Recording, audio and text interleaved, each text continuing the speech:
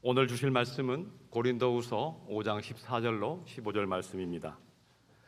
말씀이 짧은 관계로 다 같이 14절, 15절 말씀을 합독하도록 하겠습니다.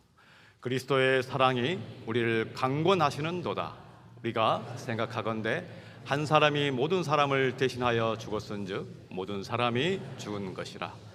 그가 모든 사람을 대신하여 죽으심은 살아있는 자들로 하여금 다시는 그들 자신을 위하여 살지 않고 오직 그들을 대신하여 죽었다가 다시 살아나신 이를 위하여 살게 하려 함이라. 아멘.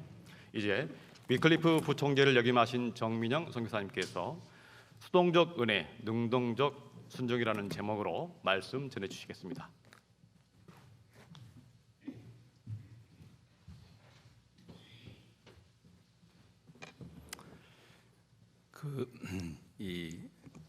오늘 말씀 제목이 약간 생소하게, 또 한편에서 보면 좀 있어 보이는, 수준 있어 보이는 그런 주제일 수 있습니다.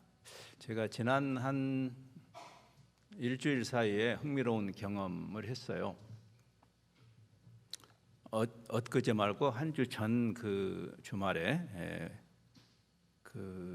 크리스찬 비즈니스맨들이 모여서 비즈니스 현장에서 복음을 구현해낸다는 것이 어떤 의미일까를 고민하는 그런 자리가 있었습니다.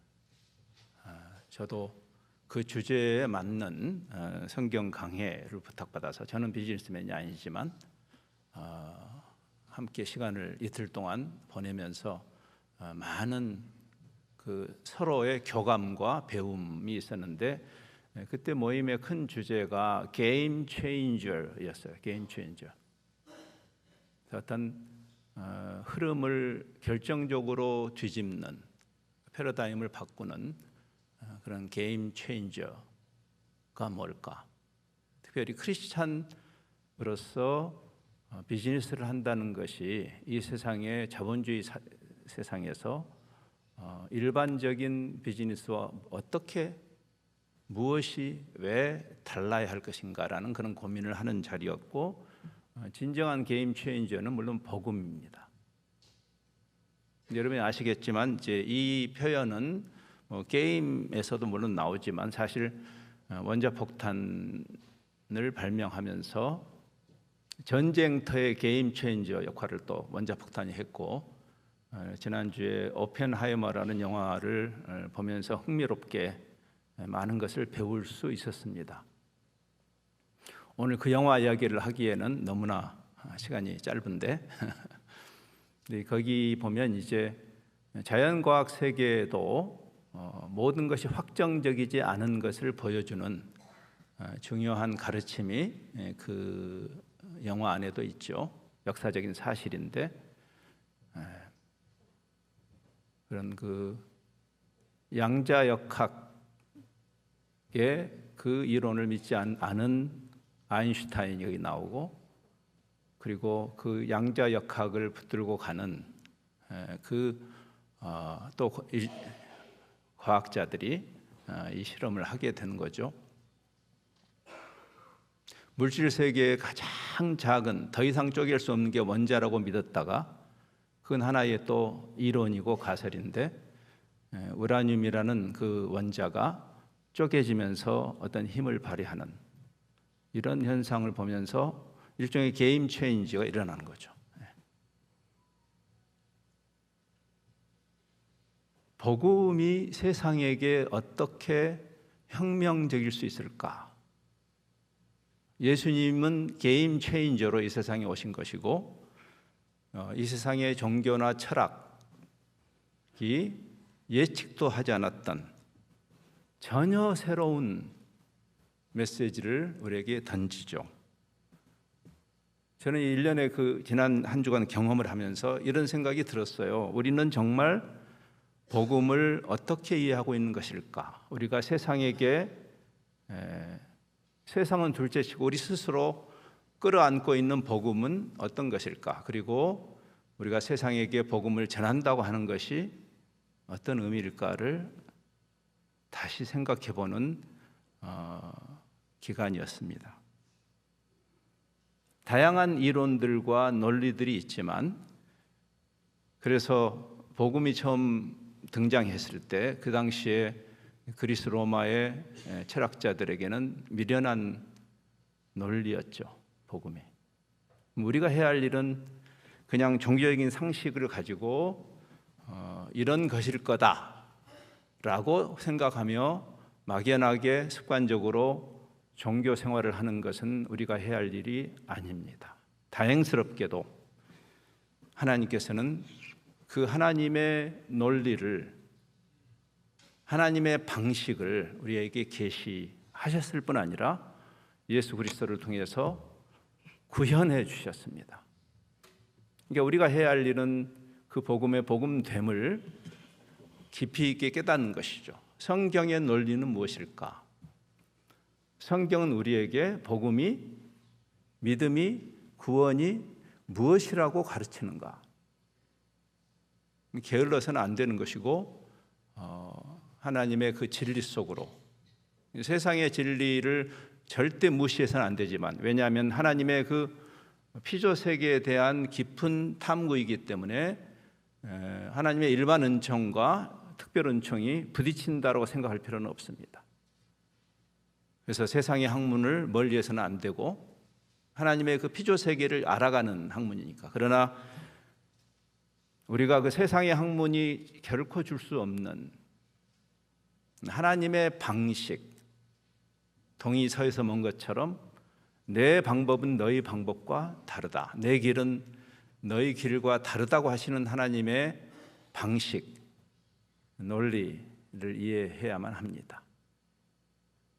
고린도 교회가 갖고 있던 그 시대의 고린도적 사고 방식에 거의 원자폭탄을 떨어뜨리는 그 일이 바울이 전한 십자가 복음입니다. 우리가 지난 고난주간에도 다시 생각했지만, 복음과 십자가라는 말은 서로 같이 가면 안 되는 단어죠. 우리의 논리로 볼 때 가장 흉측한, 끔찍한 형벌인 십자가와 좋은 소식이라는 복음이 어떻게 결합이 될 수 있겠어요?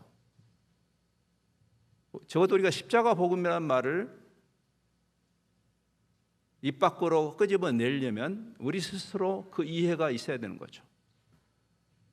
딴지를 걸 수 있는 대단히 우스꽝스러운 개념과 단어의 조합이기 때문에 그렇습니다. 오늘 본문 말씀은 우리에게 그 구원의 어떤 통전적 이해를 가르치는 그런 논리가 이 안에 있습니다. 오늘 본문에서 좀 더 지나가면 우리가 잘 아는, 우리 개신교회에게 굉장히 500년 전의 개혁자들이 뚜렷하게 각인해 준 구원론은 칭의론이죠. 은혜로 우리의 행한 바 어떠한 공로도 없이 하나님께서 우리를 은혜로 만나주신, 맞습니다. 그게 출발이죠. 그래서 수동적입니다. 어느 누구도 이 진리를 찾아내는 사람 없고, 어느 누구도 그 구원의 그 상태를 쟁취한 사람은 없다는 점에서 수동적이죠. 부정적인 의미의 수동성이 아닙니다. 굉장히 긍정적 수동성입니다. 사실은 우리가 힘을 빼야 하는 이유죠. 하나님의 그 먼저 찾아와 주심이 촉발하지 않은 어떠한 우리의 노력도, 어떠한 결의도 악해지죠. 기독교 역사가 그것을 잘 보여줍니다. 십자군 전쟁을 생각해 보십시오. 하나님이 이끌지 않는 종교적 열정은 위험한 일이죠. 그것은 세상이 생각하는 것과 굉장히 다릅니다. 그래서 오늘 본문을 지나가면 그 유명한 새로운 피조물이다, 누구든지 그리스도 예수 안에 있으면, 새로 탄생했다는 거죠. 탄생을 결정한 사람은 아무도 없습니다, 우리 중에. 혹시 여러분 중에 내가 한국 사람으로 20세기에 태어나겠다라고 결정하시고 오신 분 계십니까? 안 계시잖아요. 탄생이 수동적이듯 우리의 중생도 은혜에 의한 수동성이죠. 근데 우리가 잘 알듯이 여기 다양한 연령층이 계시지만 수십 년 전에 태어났던 그 아기도 나고 세월이 흘러서 이렇게 변한 나도 나지요. 둘이 아니죠. 칭의와 성화라는 개념은 두 개념이 아닌 거죠. 불행하게도 우리는 그런 분석적 논리에 빠져 있는, 갈라치기 하는, 좌로나 우로나 치우치는 그런 논리에 익숙한 시대를 살고 있습니다. 통전성이 사라진, 동전의 양면처럼 그 실체를 붙들기보다는 어느 한 면을 지나치게 잘못 강조하는, 역사적으로 우리 개신교회는 칭의를 강조한 것은 대단히 잘한 일이고 칭의로부터 출발하지 않는다면 복음이 아니기 때문에 그것을 절대 양보할 수는 없지만, 그러나 칭의 구원론만큼 성화 구원론에 대해서 강조하지 못한 잘못이 있고 지금도 마찬가지입니다. 제가 오래전에 신학을 공부할 때 신학교 채플에 어떤 분이 오셨어요. 방금 유학을 마치고 오셨는데 그분의 설교 주제가 제자도였습니다. 옥하눔이란 분이었어요. 제자도가 뭘까요? 칭의를 누리는 정도의 백성을 제자라고 말하지는 않습니다. 그리스도를 따르는 자. 이것은 성화론을 이해하지 못하면 제자도는 없죠. 태어남이 은혜인 것처럼 우리가 거룩한 그리스도를 닮아가는 그 여정을 가는 것도 은혜입니다. 은혜라는 말, 그 은혜, 그 칭의를 강조하면서 가장 많이 아마 개신교회가 지난 500년 동안 인용한 성경 구절이 에베소서 2장 8절과 9절이 아닐까 싶습니다. 거기에 바울은 에베소 그 교회에게 썼지만 물론 그러나 하나의 바울의 대표적인 교회론이라고 할 수 있는, 거기서 이렇게 말합니다. 너희는 그 은혜에 의해서 믿음으로 말미암아 구원을 받았으니 이것은 너희에게서 난 것이 아니고 하나님의 선물이다. 행위에서 나온 것이 아니니까, 내가 선행을 베풀어서 그를 쟁취한 게 아니니까 자랑할 수 없다. 굉장히 중요한 은혜의 수동성에 대해서 잘 설명한 구절입니다. 맞습니다. 우리가 공덕을 쌓아서 적선해서 구원을 받는다면, 즉 율법주의적 종교라면 은혜가 아니죠. 그렇죠? 은혜는 거저 주시는 것을 은혜라고 하죠. 영어의 공짜로라는 그라티스란 말은 라틴어의 그 솔라 그라티아, 오직 은혜로 하는 그 은혜에서 나온 표현입니다. 그러니까 어느 누구도 자랑할 수 없죠. 교회가 자세를 많이 낮춰야 된다고 저는 생각합니다. 너무 오만불손한 교회가 아닌가요? 요즘 은혜로 구원받은 자가 어떻게 저렇게 오만할 수가 있을까?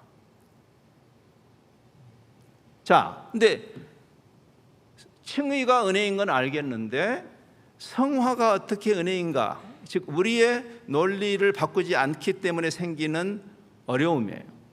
제가 처음에 그런 이야기를 했습니다. 다양한 논리들이 있어요. 그 논리를 세우는 것은 중요한 일이에요. 우리가 학문을 할 때 논리가 없는 학문은 없는 거죠.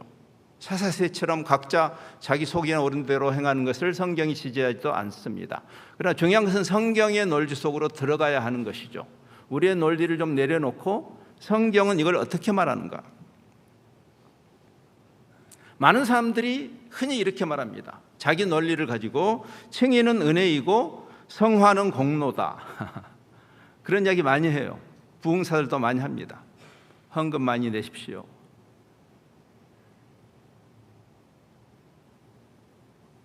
또는 이렇게 말합니다. 칭의가 은혜이듯 성화도 은혜라면 그냥 아무것도 안 하고 그냥 있으면 되겠네. 소위 제가 그거를 이렇게 이름을 지었어요. 무의도식 구원론. 아무것도 안 하고 있으면 되는 거예요. 실제로 그런 주장을 하는 이단들이 2000년 동안 있었고 지금도 있죠. 구원파 같은 가르침입니다. 율법을 폐기하는, 율법주의를 반대해야 되니까 율법을 폐기해야 하는, 이게 이제 좌나 우의 논리의 허점입니다. 저는 전에도 그런 말씀을 드렸지만 교회는 좌도 아니고 우도 아니에요. 어떤 장에서든, 그게 정치의 장이든 경제의 장이든 사회의 장이든 가장 보기 싫은 바보 같은 짓이 하나님의 진리 안에 서 있다는 교회가 한쪽 편을 드는 것입니다. 어떤 이데올로기나 체제의 신여가 되는 것처럼 꼴볼견이 없습니다. 그 논리를 따라가기 때문에. 그래서 성경은 끊임없이 좌나 우로, 우리 구원론도 마찬가지죠. 은혜인데 왜 성경은 우리에게 선행을 그렇게 강조하는 것일까요? 한번 생각해 보세요. 바울 서신에 가득 차 있는 명령형 동사들. 여러분, 바울 서신에 명령형이 가득 나오죠. 은혜인데 은혜를 그렇게 강조하는 바울이 왜 그렇게 우리가 바른 삶, 선행을 그렇게 강조하는 것일까요? 이것은 이 칭의와 성화라는 이 통전적 구원론에 대한 이해를 요구하는 것이에요. 본문에서도 말하죠. 그리스도께서 십자가에서 죽으심으로 우리에게 선물하신 대속의 은혜란 말이 선물이라고 말씀했습니다. 근데 왜 우리를 그렇게 우리가 요구하지도 않은 그 어마어마한 선물을 주셨을까라는 이 왜라는 질문, 목적론적인 질문에 바로 성화가 있어요. 우리가 더 이상 우리 자신을 위해서 살지 않고 이 신자유주의 세상에서 움켜쥐기만 하는 그런 세상에서 우리를 은혜로 만나주신 하나님은 더 이상 우리를 위해서 살지 않고, 죄성은 자기중심성이죠. 그것은 초대교회부터 이해했던 죄의 본질입니다. 성 아우구스티누스가 죄성은 자기를 향하여 구부러진 사람을 죄인이라고 한다. 자기만 봐. 하나님이 존재하는 이유도 내 이기심을 채우기 위한 도구죠. 그래서 아직 복음을 이해한 사람은 아니죠. 우리가 더 이상 우리 자신을 위해서 살지 않고 주님을 위해서 살게 하려고 은혜를 주셨다. 이 논리를 조금 더 생각해 보십시다. 아까 우리가 인용한 칭의 구원을 강조하기 위해서 가장 많이 인용되었던 구절 중에 하나가 아까 에베소서 2장 8절 9절인데, 문제는 그 다음 이어지는 10절을 안 읽는다는 데 있어요. 10절은 이렇게 말합니다. 바로 공짜로 주셨다? 자랑하지 말아라? 니네 어떤 공로가 아니다? 수동적인 은혜다? 이렇게 말한 다음에 능동적 헌신을 향해서 그 은혜가 주어졌다는 얘기입니다. 그게 10절입니다. 우리는 그가 만드신 바라 그리스도 예수 안에서 선한 일을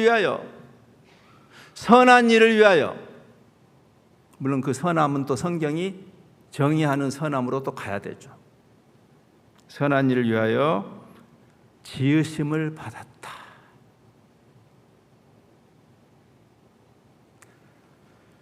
이 일은 하나님이 전에 예비하사 우리로 그 가운데 행하게 하려 하심이라.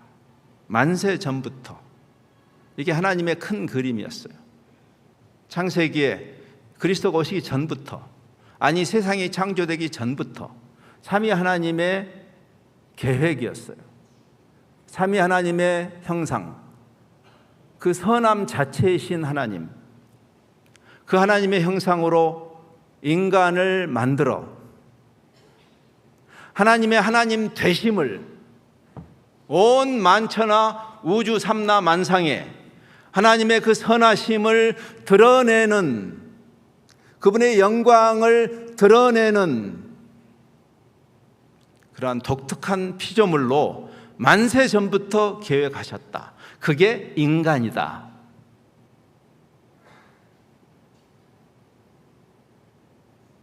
죄가 그걸 망가뜨렸고 철저하게 이기적인 삼위 하나님의 그 완전한 공동체와 그 정반대 개념이죠. 그게 이기적인 것이에요. 삼위 하나님의 이타적 공동체와 정반대에 서 있는 이기적 죄성. 그럼 우리가 물어야 돼요. 그리스도를 왜 보내셨을까? 회복이죠. 회복이죠. 원래 하나님이 인간을 만드신 그 모습과 그 의도의 회복이죠. 예수 믿고 천당 가는 그런 얘기가 아니고 하나님이 원래 인간을 만드신 그 의도. 그래서 우리는 다시 한번 분명히 해야 합니다. 성화가 배제된 칭의, 즉 율법 폐기론은 성경이지 않고 그 반대, 칭의로부터 출발하지 않는 율법주의도 성경이 가르치는 의미는 아닙니다. 우리가 이 칭의와 성화라는 우리 논리에는 서로 상반돼 보이는 개념을 하나의 실체로 끌어안는 새로운 논리가 성경에 나옵니다. 그게 바로 사랑의 논리라는 게임 체인저입니다. 사랑의 논리. 여러분, 사랑의 교회 아닌가요? 뭐 붕어빵에 생선이 없다더니. 에?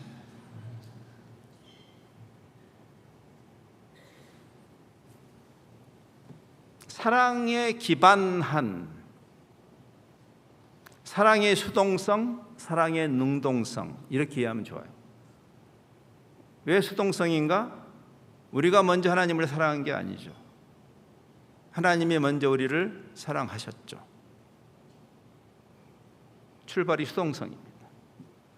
이 수동성은 억지 춘향이라는 말이 아니죠. 우리에게 합당하지 않은, 내가 그거를 주장할 수 없는 그 어마어마한 은혜에 부어주심이죠. 하나님이 사랑이시고 우리가 먼저 부부를 사랑한 게 아니다. 하나님이 세상을 사랑해서 독생자를 보내시죠. 그 요한복음을 쓴 요한은 요한 1서에서 다시 말합니다. 하나님이 사랑이신데 우리가 먼저 그분을 사랑한 게 아니다. 그분이 먼저 우리를 사랑하셨다. 사랑의 출발이 수동적이다. 예, 맞습니다. 여러분은 그 사랑을 경험하셨나요? 다시 말씀드리자면 우리가 능동적으로 숨어있던 신을 발견했거나 종교적인 수련을 통해서 득도한 거라면 그건 은혜는 아닙니다. 기독교는 그걸 가르치지는 않습니다. 근데 아시죠? 신앙의 본질은 어떤 사변적, 지성적 인정을 넘는 훨씬 더 전인적인 사랑에 빠지는 논리 아니면 설명이 안 돼요. 여러분, 사랑에 빠져 보셨잖아요. 사랑은 논리적인 건가요? 논리를 포함하죠. 그래서 사랑은 전인적입니다. 하나님 우리하고 사랑하자고 하시는 것이지 여러분에게 어떤 교리 몇 개를 외우라고 하시는 것은 아닙니다. 그게 개혁자들이 교리화 할지라도 거기에 머무르는 것은 사랑이 아니죠. 사랑은 뭐 사랑의 무게를 답니까? 뭐 어떤 분이 내근이라고 두근두근 하니까 내근이라고. 죄송해요. 제가 자꾸 아재 얘기가 나왔어요. 새로운 논리예요. 그게 바로 사랑의 논리. 이거는 정말 인류 역사상 유일무이한 게임 체인저입니다. 하나님이 세상을 사랑하셨다. 세상에 이런 종교가 어디 있어요? 천지를 창조하신 창조주가 우리를 그분의 형상으로 만들어서 사랑하겠다고 하시는, 이 논리를 깨닫지 않았다면, 그러면 우리에게 옵션은 두 개 있어요. 사랑의 상호성에 근거해서 그분이 나를 사랑하시는데 내가 그 사랑을 받는 반응을 해도 되고 안 받는 반응을 하는 것도 우리 자유예요. 사랑의 속성상 사랑은 자유이기 때문에, 사랑은 자발적이기 때문에. 여기 순종이라는 말의 의미예요. 순종은 무슨 억지 춘향으로 아이고 내가 명색이 이 갱신 공동체 성도인데 여기 중직자인데 오늘은 좀 쉬고 싶은데 오늘 좀 나가야지 그래도. 그러면 그것은 사랑에 대한 모독이에요. 그냥 쉬어요.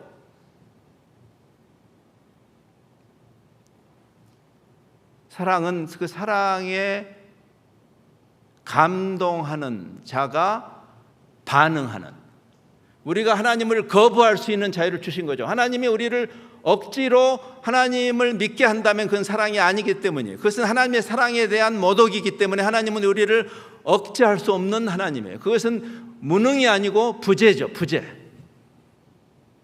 우리가 전도나 선교의 이름으로 함부로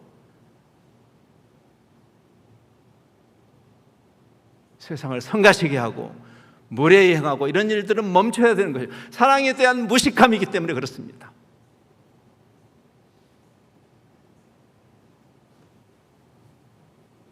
바울이 깨달은 거죠. 기독교 신앙은 그 가장 근저에 사랑이 있는 거구나. 종교가 아니구나. 내가 과거에 종교꾼이었구나. 근데 깨달은 거죠. 사랑이라고. 우리의 믿음도 우리의 소망도 사랑에서 나오는 것이 아니라면 그 믿음은, 그 소망은 실체가 없는 정신승리일 뿐이죠. 사실이 아닌 것을 믿어달라고 하는 거 아닙니다. 밤새도록 믿습니다, 믿습니다 하면 되는 게 아니에요. 그거 이상한 짓 아니에요?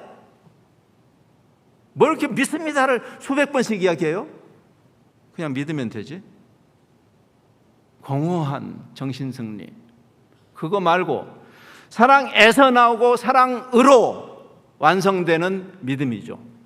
사랑에서 나오는 소망이고, 절망할 상황에서도 우리가 왜 소망해요? 사랑하니까, 하나님과 사랑에 빠졌으니까.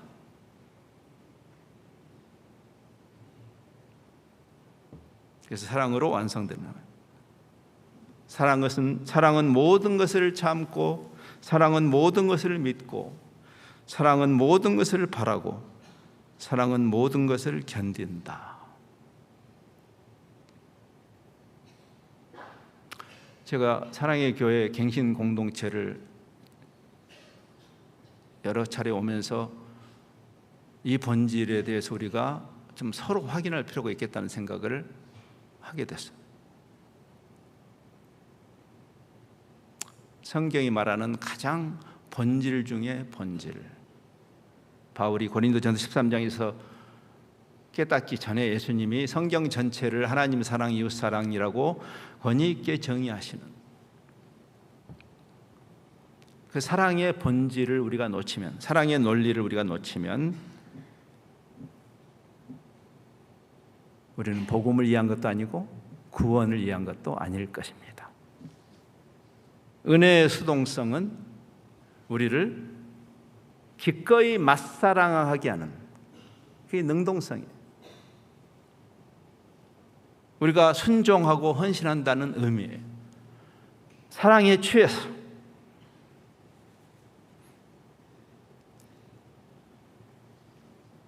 사랑에 빠지면 사랑하는 대상의 눈높이를 맞추고 싶어하는 능동적 소망이 생기지 않습니까? 성경을 펴지 않아도 하나님이 사랑이시고 사랑이신 하나님이 우리 마음에 두신 그 사랑의 흔적이, 우리가 그 부족한 사랑을 할 때도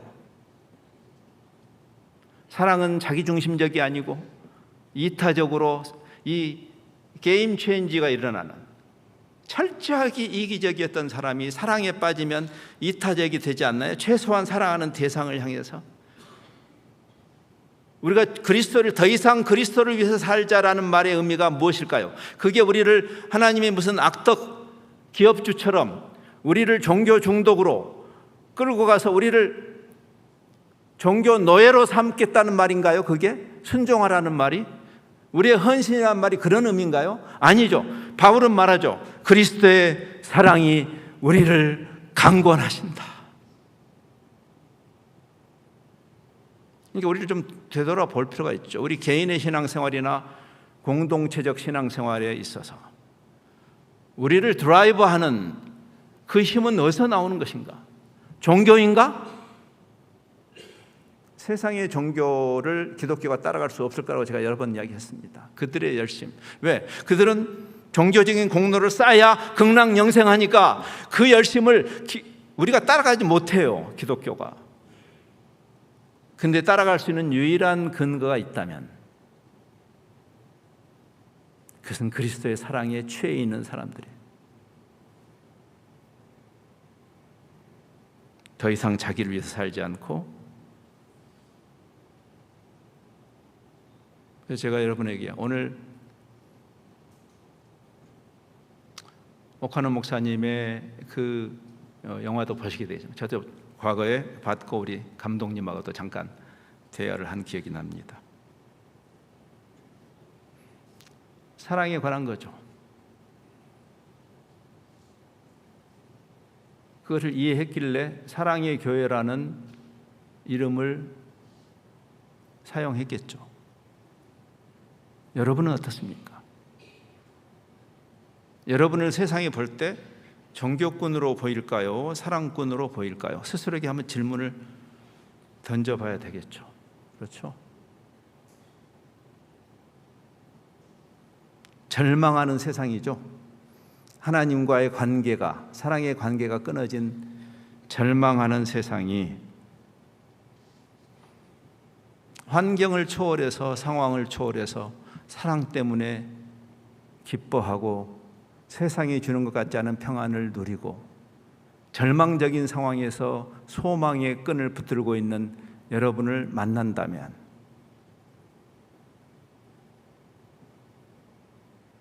그 사람들이 비로소 저기에 해답이 있겠다라고 생각하지 않겠습니까? 종교 활동 말고,